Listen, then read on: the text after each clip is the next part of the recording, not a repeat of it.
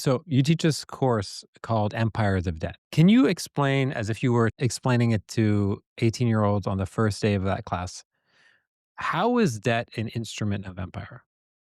The genesis of that class was a class that I taught earlier, which was just called Debt. And we were interested in how forms of power intersect with debt, and debt can be an instrument or play in with empire in a number of different meanings.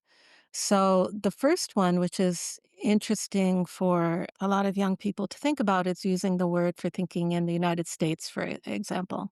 And so there's work on internal colonialism in the United States and the ways in which these regimes of debt, ranging from the massive student debt problem and so many kinds of debt, healthcare debt, endless numbers of realms Housing. in which Yeah. housing debt, that's a big thing for looking what happened after 2008.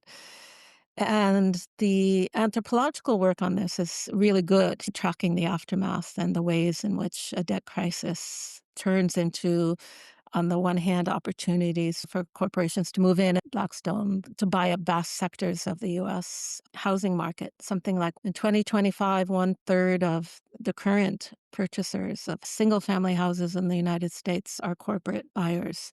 So there's a big shift that happened. So thinking about this overwhelming phenomenon of debt in people's lives that is experienced as if this power that's taken over them, and then also about the theories of internal colonialism in the United States and the legacies of slavery and enslavement, which we thought about, for example, with bond, like the whole way people get out of jail. So that was very exciting for them and interesting because they hadn't thought about the politics of debt in that way.